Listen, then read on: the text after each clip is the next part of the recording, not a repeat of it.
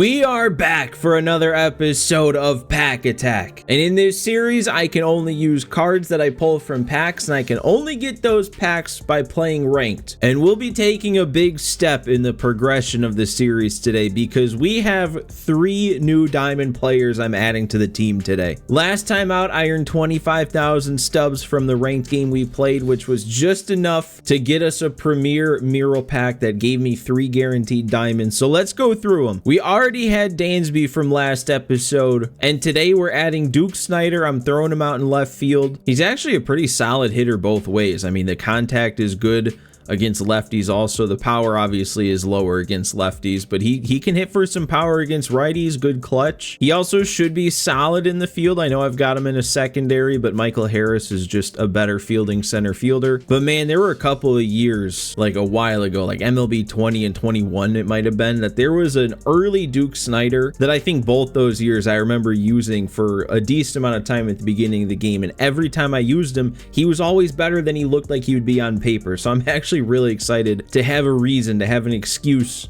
to use a Duke Snyder again. The other 91 overall we got is at third base. It's Brooks Robinson. You know what you're going to get out of Brooks Robinson. He can field, and he can field really well. He's also a pretty solid bat, 90-98 contact, 101 clutch. The power isn't even terrible. Like, it's definitely not great by any means, but like you can hit the ball out with 71-65. But then yeah, his big thing is going to be that glove at third base. Our left side of the infield is going to be so locked down with Dansby's fielding and now Brooks Robinson at third. And then lastly, the big one, the 93 overall, the actual like good pull, the expensive pull, David Ortiz, Big Papi, and he's here to do one thing, and that's hit the ball. We've got him at DH. He's got no fielding, 42 speed, might even be fast by his standards, but he should be able to mash. And then with who I replaced, I decided to keep Vinny and Vargas on the bench. Also still have my backup catcher and Tyler Fitzgerald for his speed and positional versatility. So the guy that got completely taken off the team was Alec Bohm, but what we can do with him, the first time we'll be checking in on the 40-man roster this year, I put Alec Bohm on the 40-man. Up until this point, we hadn't replaced anything better than a bronze, so I didn't think it was worthwhile to keep him on the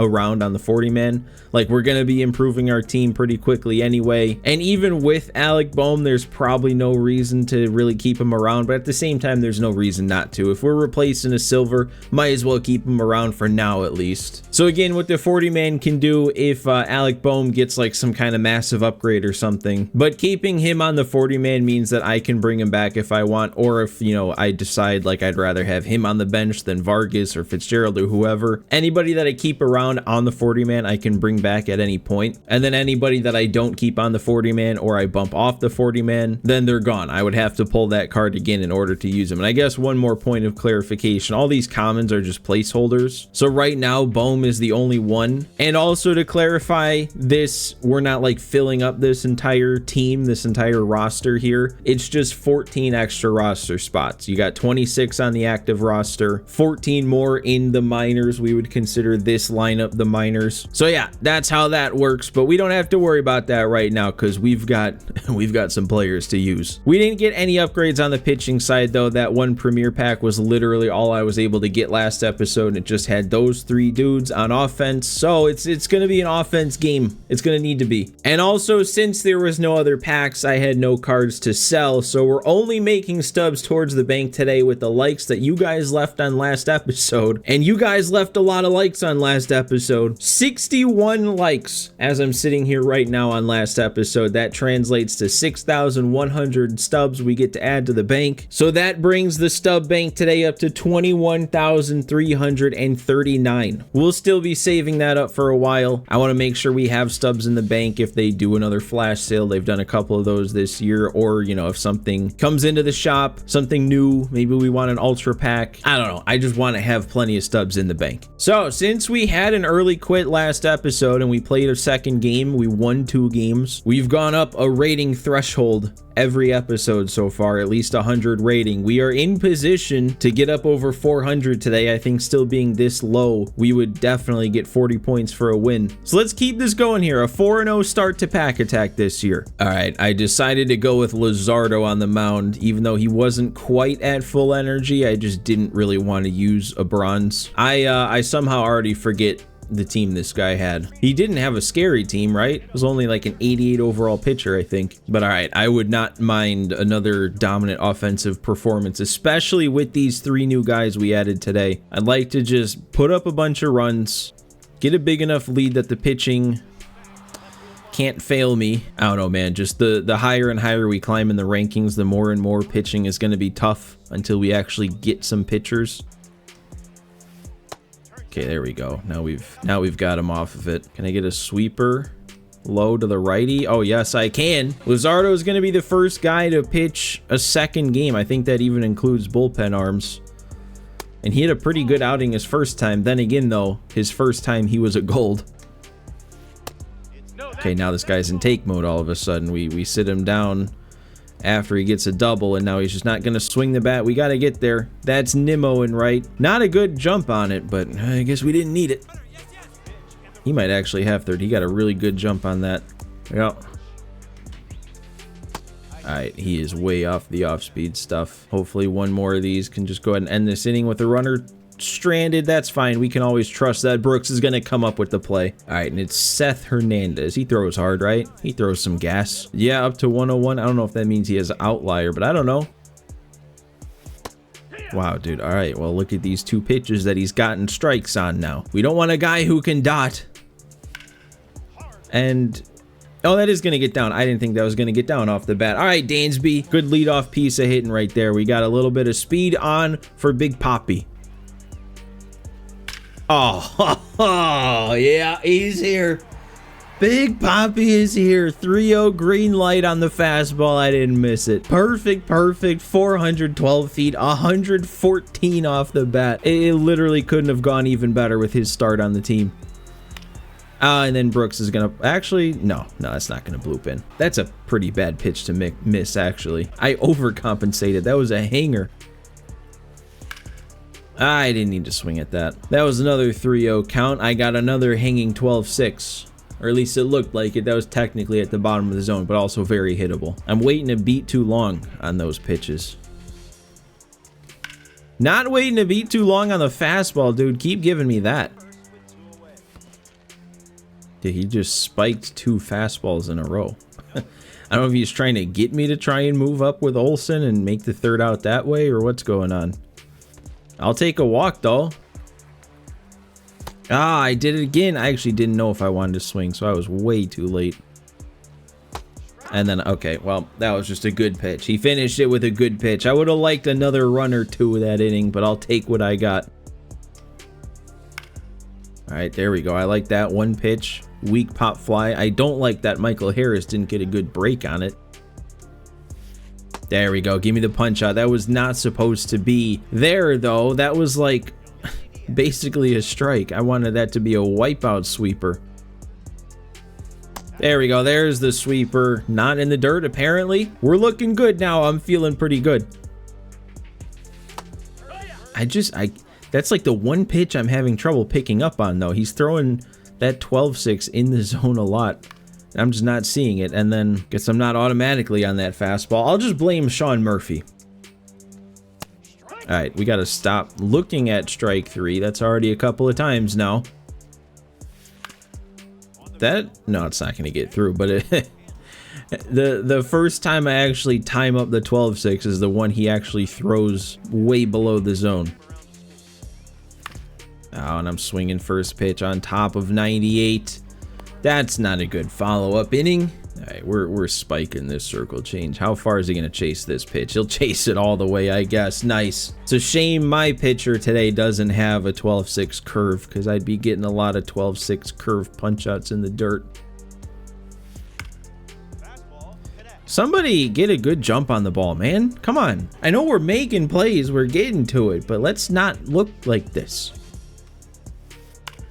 There we go. See, look at Dansby. Getting right to that ball on the ground, hit weak in front of him. Oh, he's offering the friendly, so I think this game's about to end. Yeah, really? It was only 2-0, man. Come on. People need to start believing in themselves, dude. I have a terrible team aside from 4 players. But plus 61 does get us over that 400, and we're going to have another game to play today. First, though, we get Dansby up to parallel 1. So again, all the rules regarding how we handle quits and stuff like that, that's in the description, as are all the other rules and all the stubs we get for all the stats we accumulate. So if you want to keep up with what's going on, everything's down in the description. But since Jesus Luzardo pitched 3 innings in that first game, then regardless of what happens in this second game, this is going to be the final game of the episode. And now I have to use my bronze since I can't use Luzardo again. We got Grayson Rodriguez, and this dude's got a little bit better of a team, it looks like. I'm a little worried about facing that 94 Corbin Burns too. We're on the road, so that means we're playing at Coors because everybody else's home stadium is Coors. Stop playing at Coors. If you play Diamond Dynasty, pick a different home field, please. All right, we gotta lock in this one potentially. I mean, we're getting to the point where not every game is gonna be a freebie win at this point, up in the 400 ratings now. I mean, it's not like we're way high up yet, obviously, but I've still got a really bad team. This guy's got a good team, and he's making pitches like that. Come on. And then he makes a pitch like that on 2 strikes. Dansby, run, please. Oh, he did. Or it was dropped. They're calling it a hit, so he might have beaten it out anyway. Oh, come on. Don't throw that. Throw me that cutter. Leave it over the plate. No, don't throw this sinker. I hate sinkers. Ah, that was the slider, and I was late anyway. That's a terrible swing. Just take it. I waited long enough to be late. Just take it at that point. All right, we got a 4-pitch walk now with Brooks, making this guy throw some pitches. That's not going to get that. Oh, my God. I obliterated that with Duke. Got to get it in the air or got to get it to the gap if we're going to put swings like that. You can't hit it right to somebody. Olsen, I don't think I got enough of that. I'm way too far under that. Not even Coors can save it. Scoreless first. No. Dude, I don't know.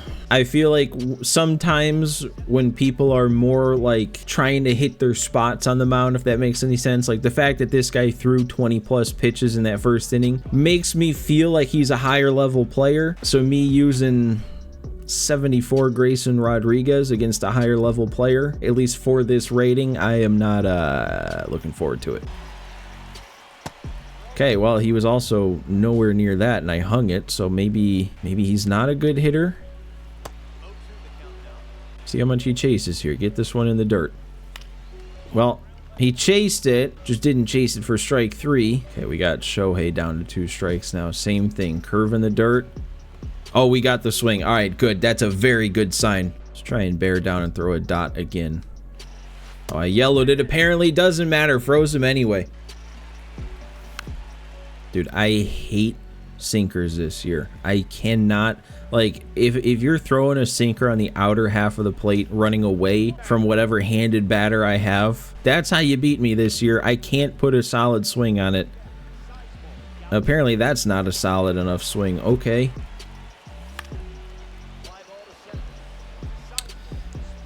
That's just, oh, dude. I didn't think that had a chance, and then it made me think it had a chance. So I'm just going to let those be. Those are very hittable sliders right there. Dude, that is a terrible at bat. I got nothing but pitches right down the middle hanging. And even that sinker was very hittable. All right. I'll take a weak grounder. I'll take it out any way we can get it, really, if I have a bronze on the mound. Ooh, the high fastball gets a swing this time, and that one was out of the zone. Perfect execution. All right, I'll take that. I was hoping for the weak grounder, but we got a 1 pitch out anyway. I said I'll take him any way I can get him. Dude, come on. Oh, wait, no, that is a hit. Never mind. I was about to complain. I mean, I still have a right to, because that was still a really bad swing for the pitch that was. He's coming right after me a lot more in these last 2 innings now. Look at this. Hit the ball. Oh, my. And then that one I make contact on. The one that's out of the zone. At least it's not 2. It's fine then. It's okay. Didn't get enough of that one. apparently. Might try and take off here with 2 outs now. Get a runner in the scoring position. Didn't get a good jump. I think we're still good. Yeah, we're still good. I was taking leads all game up to that point, so I lulled them into a false sense of security. That's kind of how you have to set up your stolen bases. We can't score on that, though. Brooks hit it too hard. That would have worked to perfection there, man. We get the runner in scoring position with 2 outs, get the base hit. But no, Brooks, you just had to overdo it. Don't. You can't. You can't. You can't. You can't. He's getting angry. Dude, as long as Grayson Rodriguez is going to keep shoving, who had this? And then a 1-pitch weak rollover grounder. This could not be going any better. I should not have said that. Come on here. Up and away. Bear down. Good job, Grayson. Dude, what an outing so far. Dude, I don't know. That kind of... No. Maybe? Actually? Oh, we'll take it off the wall. I'll get 3 on this, too. That was way up there, way up off the wall. 20 speed Matt Olson gets a leadoff triple. That is not a good swing. That's Coors Field. Ozzy, that's going to get to the gap. Nice. Back-to-back Atlanta Brave extra base hits to get the first run across. Ooh, dang, dude. It's always going to be that sinker. I cannot pick up the sinker velocity this year, especially when you don't throw it that often. This dude's not really breaking it out every other pitch like some people would. All right, good job, Sean. You can just worry about being behind the plate at this point. Perfect from Nimmo again. We're not going to be able to score from second because we're hitting our base hits too hard. Reel it in a little bit, Nimmo. Your single last time up would have been perfect. Yeah, dude. I would have been so angry if I missed that one in particular, but Dansby comes through. 2 outs, 2 strikes, 2 on. He's driving in 3. Missed so many sliders in this game up to that point, especially righty-righty. I don't need to be swinging at that. I'm just still riding the high. All right, we got some breathing room now. We're pitching with the lead finally with Grayson. And good play from Olson. Grayson's there. Oh, dude, the fastball into Shohei in the danger zone. Roll over from Salvi. 1-2-3 inning once again from Grayson Rodriguez. Okay, well, I went right back to making a terrible swing on that pitch, but we can't be stopped now.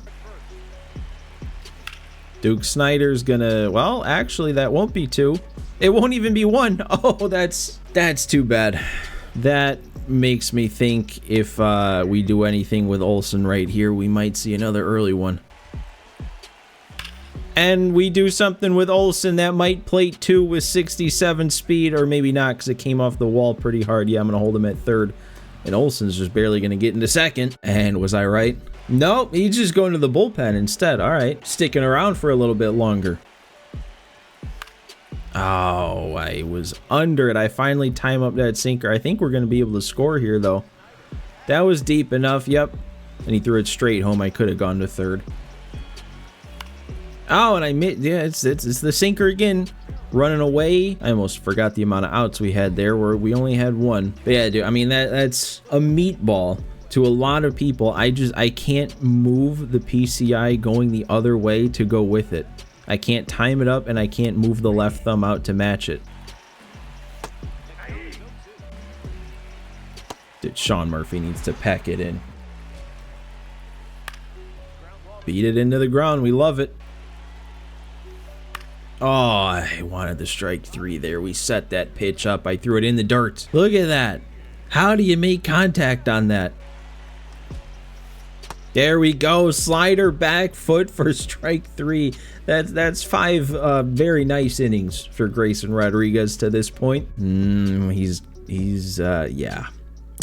5 innings is all it's gonna be. We had to get to 7. We have to complete 7 innings pitched in order for a perfect game or no-hitter to count. That quit came too early, but it's a second win in the episode. We get all the way up to 476 now. So that means next episode, for episode 5, we'll have a chance to keep the streak alive and get up to 500. Grayson gets up to parallel 1 from that performance. Big Poppy's already up to 1 in 1 episode. Brooks 2.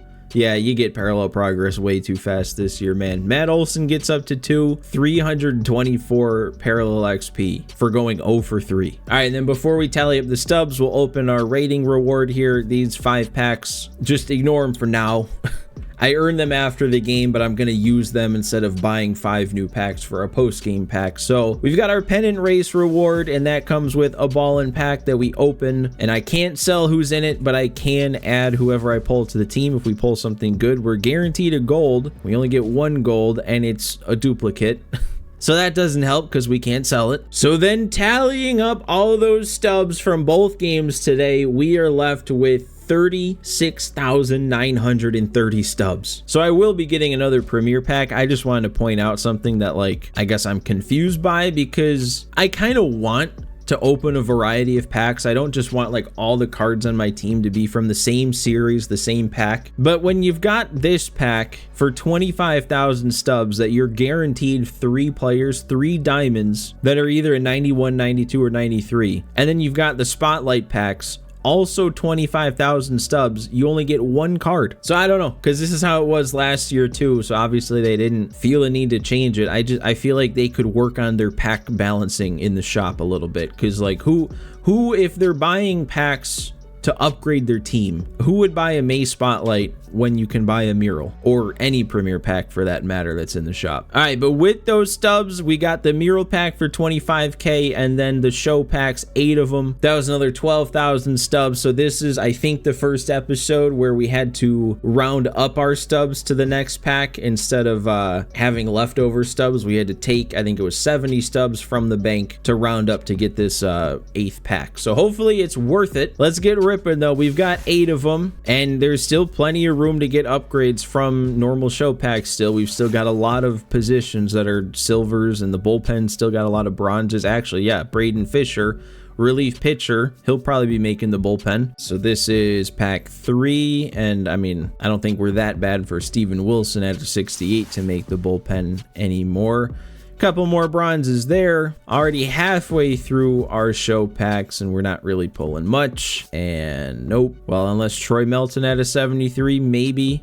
I kind of forget. I mean, I think I've only had to use my bullpen 1 time so far, and I used 1 guy, and that was Hobie Milner for 2 2/3 innings. So I'm not too familiar with our bullpen situation right now. We've got 1 more show pack though, and it's gonna give me a gold. Wyatt Langford though will probably not make the team. Our outfield is better than that already. But now we've got the big one, our second premier mural pack in the last 2 episodes. Now, any of these guys are in play to get. I would like to get some pitching. All 4 of our diamonds so far are on offense, so I want some pitchers, both in the bullpen and in the rotation.